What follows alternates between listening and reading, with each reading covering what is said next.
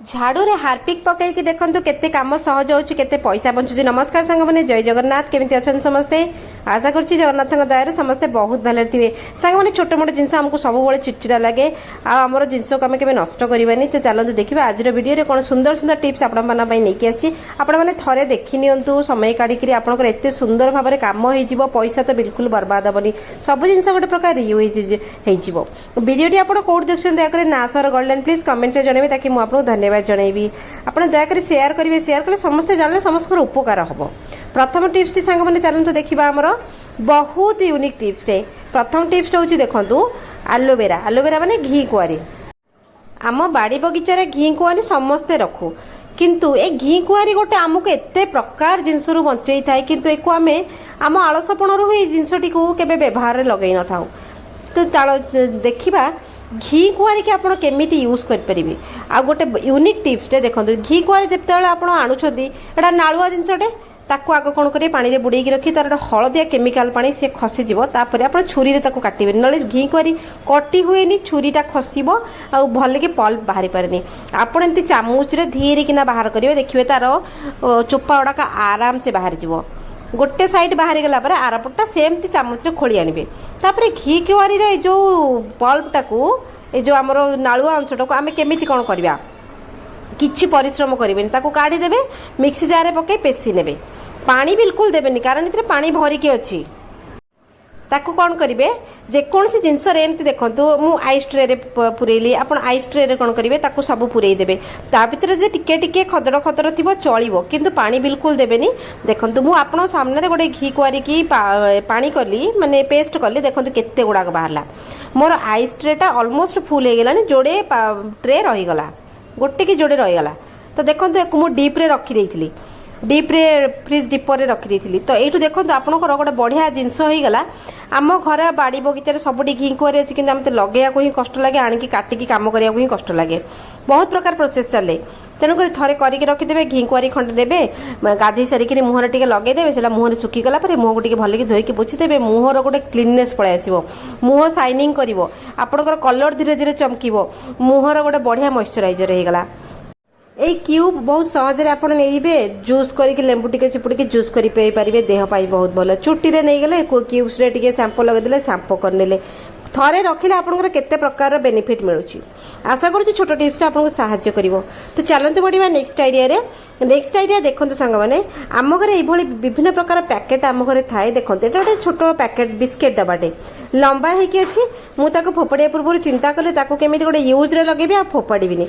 Biscuit टाको नै गेली। तापर आम घरे देखंतु छोटो मोटो जिंस थाए, जेमति मो पाखरे के एटा स्टिक अछि, हमरो टिक्का करबा स्टिक अछि, ताकू या भितर पुरई देले। आपण जहाँ छोट मोट प्लास्टिक रो स्पून अछि ता भितर पुरई देले, माने गोटे जिंस जगह हम जिंसटा ऑर्गेनाइज हेकि रहला। आपनकर मन पड़िबो जे जेतले खोजिबे ए जगह आपण डायरेक्ट काढी परिबे, न एटी सेटी हमें रोसई घर खोजुथिबा। तो नेक्स्ट टिप्स चलन देखिबा तेल बोतल को नेकरी। जे कोनसी बोतल रे आपण तेल रखुचंदी, जे कोनसी बोतल हो, प्लास्टिक हो, स्टील हो, आपनकर काच हो, जहाँ भी हो, आमे बड़ बड़ कैन रु नले पैकेट रु तेल आनिले, तेल कौन करुचे आमे तेल बोतल रे ढालिले पुरेले। तो एठी मु देखिबी, देखंतु तेल जेतले आपण डायरेक्ट ढालुचंदी निहाती भाबे अधे तेल तळे पड़िबो, बोतल मुह जति छोटो थिबो, नले हमर काहाली जति नै आमे केमति ढालिबा। समस्तकर काहाली थाए, किंतु बहुत लोग यूज करंतनी।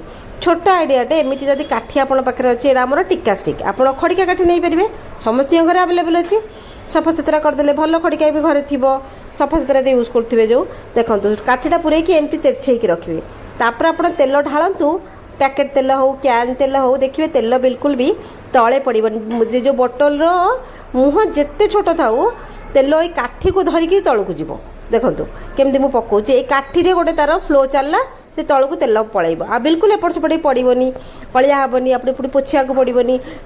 देखो काम केते सर्टकट होउची, टिके ना को ट्रिक्स लगेले काम बहुत इजी लगे, आमर हो जाए फटाफट। छोट टिप्स आशा कर आपको साहाय्य करिवो। तो चलते बढ़िया नेक्स्ट टिप्स रे।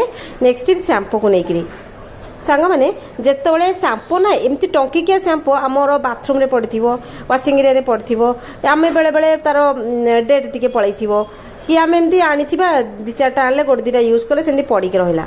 एमती आप बाथरूम बाथरूम खोजिदेवे केते गुड़ा एमती गोटिकिया शैम्पू बाहर। जदि आप व्यवहार करने को चाहूना तार आउ गोटे बढ़िया यूज बतईबी।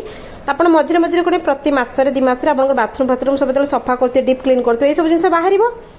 ଏ ସବୁତକ ଏକାଠି କରିନେବେ। ଏକାଠି କରିକିରି ୟାକୁ କ'ଣ କରିବେ ଦେଖନ୍ତୁ କଟାକଟି କରିଦେବେ। ଯେତେ ଯୋଉ ଯୋଉ ଅଲଗା ଅଲଗା ବ୍ରାଣ୍ଡ ଥିବ ସବୁ ଏକାଠି କରିଦେବେ। କାରଣ ଆମେ ମାନେ ଆମର ଯେତେବେଳେ ଇଚ୍ଛା ହୁଏ ଆମେ ଅଲଗା ଅଲଗା ବ୍ରାଣ୍ଡ ୟୁଜ୍ କରୁ।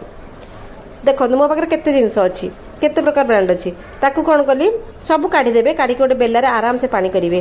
ଏଇଥିରେ ମୁଁ ଏ ଗୋଟେରେ ଆପଣଙ୍କୁ ମଲ୍ଟିପଲ ୟୁଜ୍ କହିଦେବି। ପାଣି କରିକିରି ପାଣି ମିଶାଇବେ। ଇଏ ଗୋଟେ ବଢ଼ିଆ ଆମର ଶ୍ୟାମ୍ପୁ ୱାଟର ହେଇଗଲା। ଏଥିରେ ଆପଣ ବିଭିନ୍ନ ପ୍ରକାର କାମ କରିପାରିବେ। ପାଣି ବାଲ୍ଟିରେ ପାଣି ନେବେ। ଏଇ ଶ୍ୟାମ୍ପୁ ପାଉଡରକୁ ପକେଇଦେଲେ ଆପଣ ଘର ପୋଛା କରିପାରିବେ। ଆପଣ ଆପଣଙ୍କର ଲୁଗାପଟା ସଫା କରିପାରିବେ। ଆଉ ସବୁଠୁ ବଢ଼ିଆ କାମ କରେ ଆପଣଙ୍କ ପାଖରେ ଯଦି ଲିକ୍ୱିଡ ୱାଶ୍ ନାହିଁ, ଇଜି ୱାଶ୍ ନାହିଁ, ତାହେଲେ ଆପଣ ଆପଣଙ୍କର ଶୀତ ବସ୍ତ୍ରକୁ ଏମିତି ସଫା କରିପାରିବେ। ୱାସିଂ ମେସିନରେ ବି ଆପଣ ଏଇ ପାଣିକୁ ଏଇ ଯେଉଁ ଶ୍ୟାମ୍ପୁକୁ ଡାଇରେକ୍ଟ ଚିରିକି ପକେଇଦେବେ, ମେସିନ୍ ଚଲେଇବେ। ସର୍ଫର ଦରକାର ହେବନି, ଡିଟର୍ଜେଣ୍ଟ ପାଉଡର ଦରକାର ହେବନି। ଆମ ଜିନିଷ ବହୁତ ସେଫ୍ ରହିଲା। ଏବେ ଏଥିରେ ଇଏ ବହୁତ ମାଇଲ୍ଡ ଶ୍ୟାମ୍ପୁ ଏତେ ହାସ୍ କରେନି, ଆମର ଖରାପ କରେନି କପଡ଼ାକୁ, କିନ୍ତୁ ସର୍ଫ ଖରାପ କରେ, ଡିଟର୍ଜେଣ୍ଟ ପାଉଡର ଖରାପ କରେ। ଦେଖନ୍ତୁ ଫୋପଡ଼ିଆ ଜିନିଷରେ ଆପଣ କେମିତି ୟୁଜ୍ କରିନେଲେ। ତ ଚାଲନ୍ତୁ ପଡ଼ିବା ନେକ୍ସଟ ଆଇଡ଼ିଆରେ। ଝାଡ଼ୁରେ ହାର୍ପିକ୍ ପକେଇବା। ସାଙ୍ଗମାନେ ଝାଡ଼ୁରେ ହାର୍ପିକ୍ ପକେଇବା ଆପଣ କେବେ ଶୁଣିଛନ୍ତି କି? ହାର୍ପିକ୍ ତ ଆମେ ଟଏଲେଟ୍ରେ ୟୁଜ୍ କରୁ। କାହିଁକି ଆମେ ୟୁଜ୍ କରୁଛେ ଝାଡ଼ୁରେ ହାର୍ପିକ୍ଟା? ଦେଖନ୍ତୁ ଝାଡ଼ୁ ଆମେ ସବୁଦିନ ସଫା କଲେ, କେବେ ଆମେ ଝାଡ଼ୁ ସଫା କରିକି କାନ୍ଥରେ ପିଟିକି ଝାଡ଼ୁକୁ ଅଧା ତ ଆମେ ଭାଙ୍ଗି ଦେଉ। ସେମିତି ତ କରିବେ ନାହିଁ। ଝାଡ଼ୁ ଗୋଟେ ଜିନିଷ ଆଜିକା ଡେଟ୍ରେ ଝାଡ଼ୁ ବହୁତ ମହଙ୍ଗା ହେଲାଣି। ଗୋଟେ ଝାଡ଼ୁ ଯଦି ଆଣିକି ଆପଣଙ୍କୁ 1-1.5 ବର୍ଷ ନ ଗଲା ତାହେଲେ ଆପଣଙ୍କ ପଇସା ବର୍ବାଦ। ଆପଣ କ'ଣ କରିବେ ମଝିରେ ମଝିରେ ଝାଡ଼ୁ ଯେତେବେଳେ ସଫା କରିକି ରଖୁଛନ୍ତି ମଝିରେ ମଝିରେ ସପ୍ତାହ ଭିତରେ ଝାଡ଼ୁକୁ ଡିପ୍ କ୍ଲିନ୍ କରିବେ। ଦେଖନ୍ତୁ ଆମେ ସଫା କଲେ ଝାଡ଼ୁ ଭିତରେ ଅଳିଆ ଲାଖିକି ରହିଲା, ପିମ୍ପୁଡ଼ି ରହିଲେ ଝାଡ଼ୁକୁ କଟାକଟି କରିଦିଅନ୍ତି। ହାର୍ପି ଗୋଟେ ଏମିତି କ୍ଲିନର ସବୁ ଟଏଲେଟ୍ ଯେମିତି ସଫା କରେ ଆମ ଝାଡ଼ୁ ବୋଧେ ବଢ଼ିଆ ସଫା ହେବ। ପକେଇଦେବେ, ପକେଇକିରି ହାତରେ ଗ୍ଲୋଭ୍ସ ପିନ୍ଧିବେ, ଠିକ୍ ଅଛି। ପିନ୍ଧିକିରି ଝାଡ଼ୁ ଟିକେ ସଫାସଫି କରିଦେବେ। ସର୍ଫ ଲଗେଇବାକୁ ପଡ଼ିଲାନି। ହାର୍ପି ଗୋଟେ ବଢ଼ିଆ କ୍ଲିନିଂ ହେଇଗଲା। ଆଉ ଜୀବାଣୁ ମୁକ୍ତ। ଜମ୍ସ ବି ମାରିଦେବ, ତା ଭିତରେ ଯେଉଁ କେମିକାଲ୍ସ ଅଛି ସେ ଜମ୍ସ ମାରିଦେଲା। ତ କେତେ ସୁନ୍ଦର ଭାବରେ ଆମର ଝାଡ଼ୁ ବାରମ୍ବାର ଭାଙ୍ଗିବନି, ନଷ୍ଟ ହେବନି, ପିମ୍ପୁଡ଼ି କାମୁଡ଼ିବେନି, ଝାଡ଼ୁ ବହୁତ ଦିନ ଯିବ। ହାର୍ପିକ୍ ମଧ୍ୟ କାମରେ ଆସିଗଲା। କେମିତି ଲାଗିଲା ଭିଡ଼ିଓଟି କମେଣ୍ଟରେ ଜଣାଇବେ। କିଛି ନା କିଛି ଟିପ୍ସ ତ ନିହାତି ଭାବରେ ପସନ୍ଦ ଆସିଥିବ। ତ ଆପଣ ଘରେ ଟ୍ରାଏ କରନ୍ତୁ, ବହୁତ ବେନିଫିଟ୍ ମିଳିବ। ଚାଲନ୍ତୁ ଦେଖାବା କାଲି ଗୋଟେ ଭଲ ଭିଡ଼ିଓରେ। ଜୟ ଜଗନ୍ନାଥ।